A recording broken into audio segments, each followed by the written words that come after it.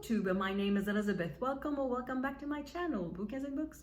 This is my ranking for the semifinals of the BookTube Prize. The BookTube Prize is organized by Robert, who decided to create a prize that would be judged by readers. So readers who are active on social media. So either people who create content or just people who watch the content. So if you're interested in becoming a judge, stay tuned. Well, stay tuned, not in this video, but I mean, keep paying attention. The call for jurors for the following year comes in October or November. And it's a super fun experience. I really encourage you to try it. It's really fun. If you can read 6 books in 2 months, if it's not too much to ask, just go for it. It's a lot of fun. So the 6 books that I had to read for Group B, they were The Bookshop. So that's in the order I read them, by the way.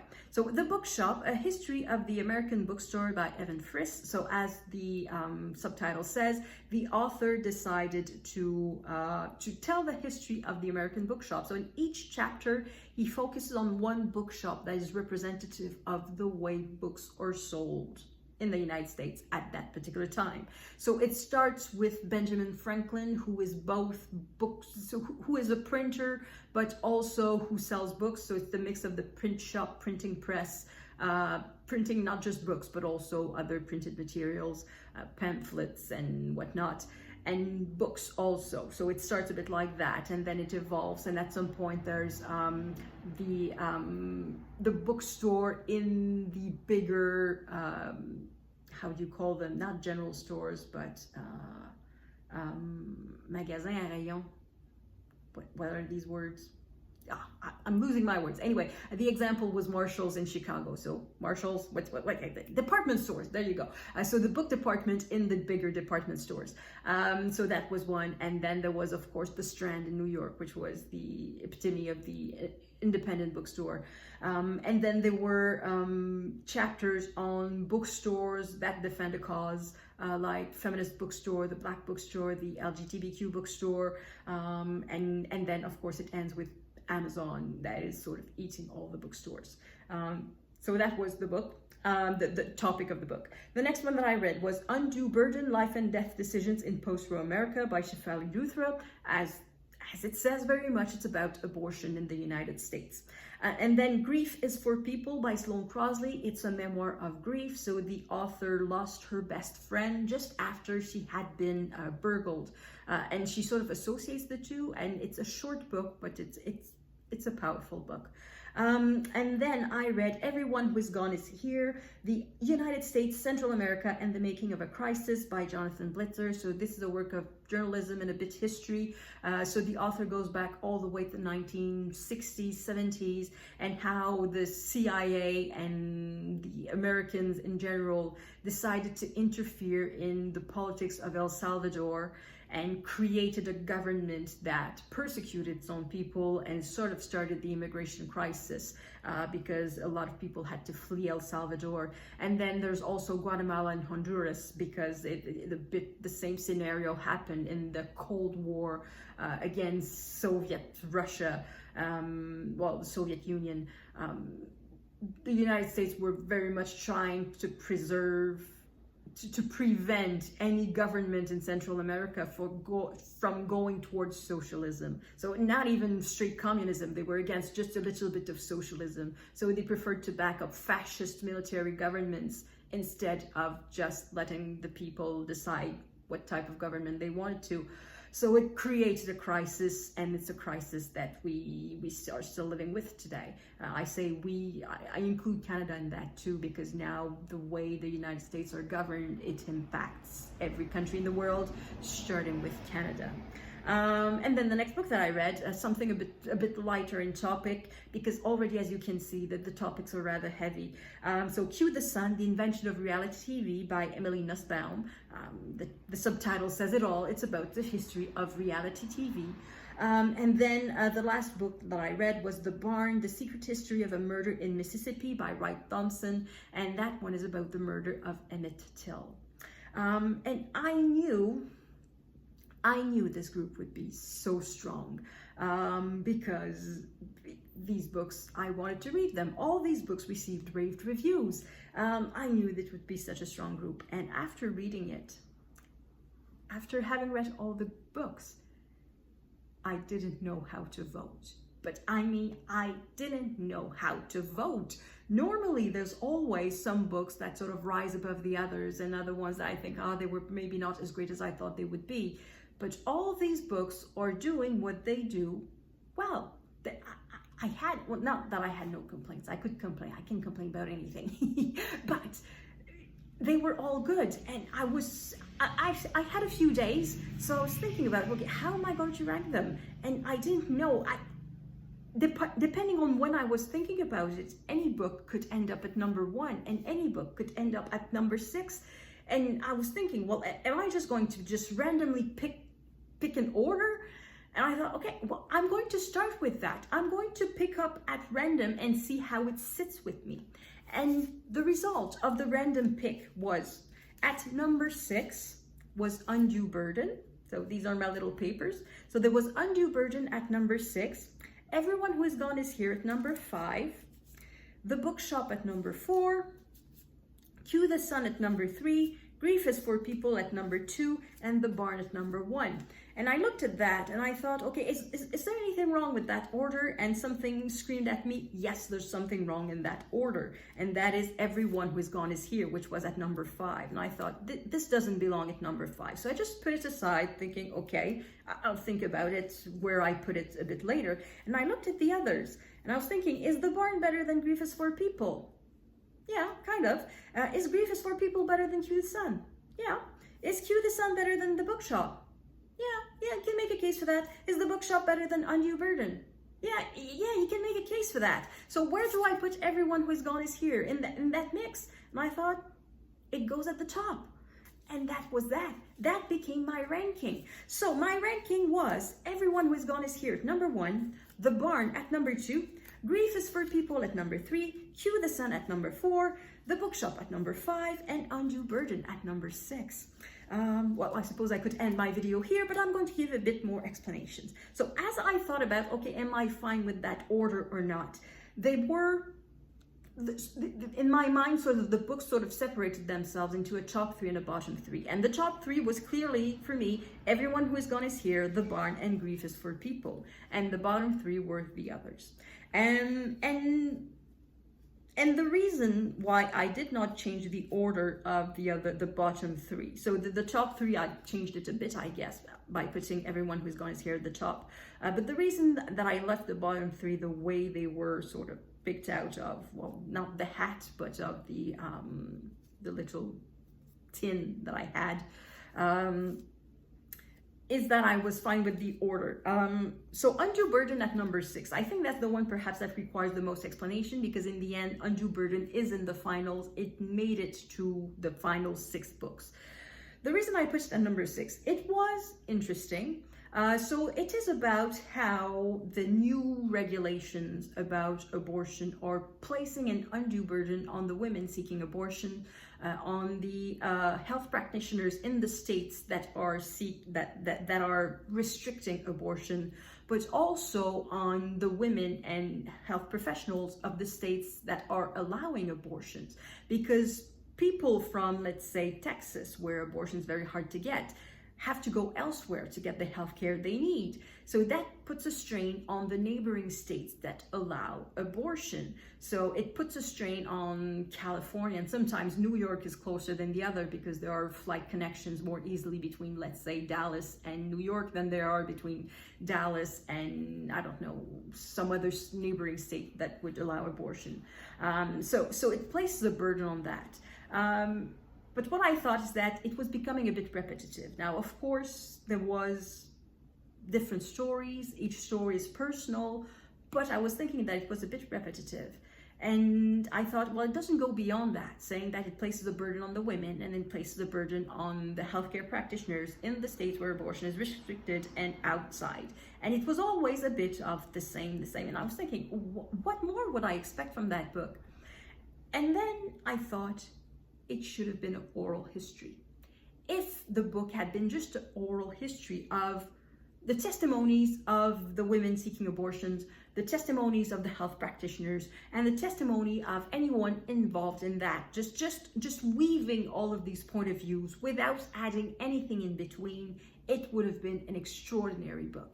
As it is a very good book. It's a very good work of journalism, but it gets a bit repetitive. So I decided, okay, I'm fine with it at number 6 because it would have been so much better as an oral history. Once I had that thought, I could not really escape it. That it should have been a oral history. It would have been awesome. It would have been extraordinary. So that's why I left it to number 6. And then the Bookshop. Yeah, the Bookshop, it was good. But at the same time, I suppose that the light subject played a bit against it because it's against books about abortion and immigration and murder. And it's just, the topic was a bit light compared to the others. And it was also a bit repetitive. Like there was the 3 consecutive chapters, about the bookshop with a social mission. So the feminist bookshop, the black bookshop, and the LGBTQ bookshop. 3 were back to back. It was a bit much. And then there was also a chapter that was much weaker than the others. And it was based on, in fact, a documentary that the author had seen, and not so much based on interviews that he had done with the people who were involved. And it's about how in New York at one point it was considered legal for anyone to sell books anywhere without having a license. So you could just like open have a tarp and then have books on it on the street corner and on the sidewalks, and nobody could stop you from that because it was considered freedom of expression. However, that chapter is not super interesting because the author just really bases it on the documentary that he saw. So it's a weaker chapter. So I was fine with putting it at number 5. And then Cue the Sun, about reality TV. That one is clearly the most original topic, I think. The reason I would say this one deserves to be in the bottom 3 is that the author made selections, like, again, a bit like the Bookshop. The author picked like one show that was emblematic of the particular period or the particular genre of reality TV.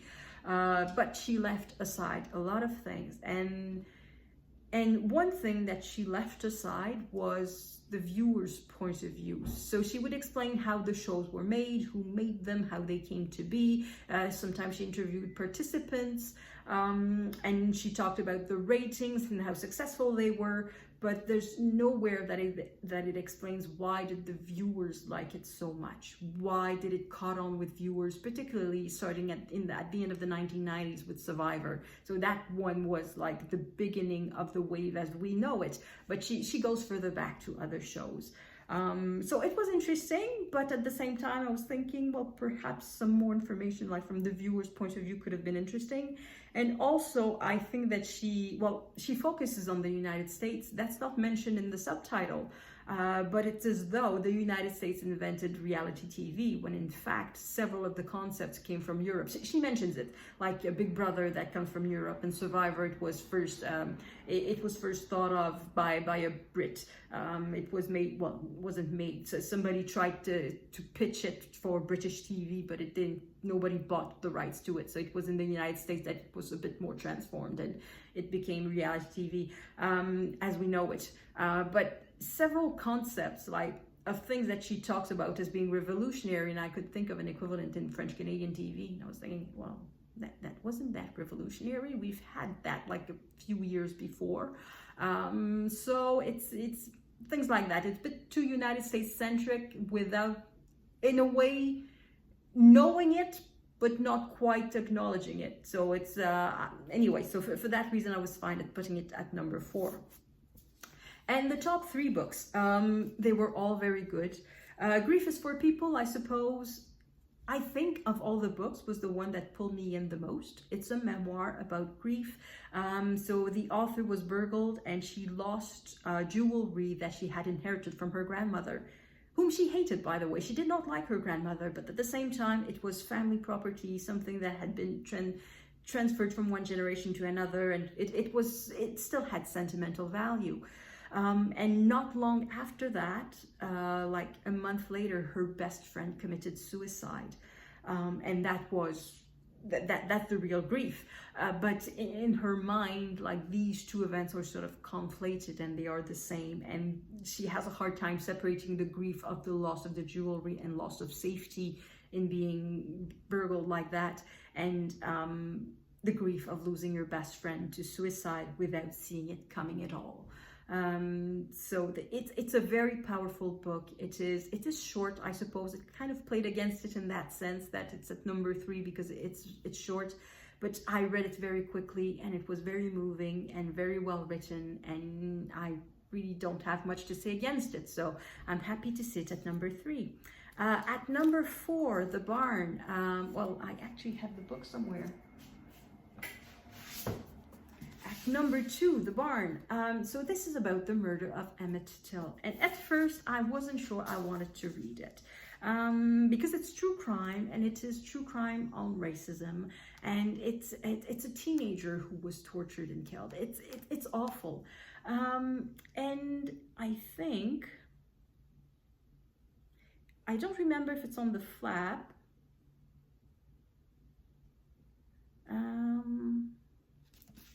At some point, I don't know if it's on the flap or in the introduction, or perhaps just a review I had read. It talked about something like, everybody knows about the murder of Emmett Till, but do we really know what happened? And I was afraid that the author would try to figure out, like, in the barn, what happened, like, forgive the vocabulary, but like a blow-by-blow account of what happened. I was afraid that this would be it, and this is not it. Thank goodness. It's not about that at all. Well, not at all, but it's not about specifically how was Emmett Till killed. It's about everything that led up to it, all the way back to the beginning of how the land was put on the register, like recorded and divided in plots, and how the plots were sold or given, or how the delta of the Mississippi was populated, like this particular place, and how long after the West was conquered, this place of the United States was still in its primitive state, I'm going to say, still completely wild, without any farms on it, and full of mosquitoes, and with impenetrable forests, and just a jungle basically, and how it became prime land for cotton and slavery and all of that. And the author chooses not to tell the story like from all the way back to 1959. I should know the date, but yes, so he decides not to go in a linear fashion. He jumps in time, he jumps in places, he sort of goes around with detours here and there, and it's not a style of writing that's for everyone, that I can, like, not the style of writing, but the style of telling the story, the style of narrative. Some people just want a straight narrative and they can't handle this jumping around.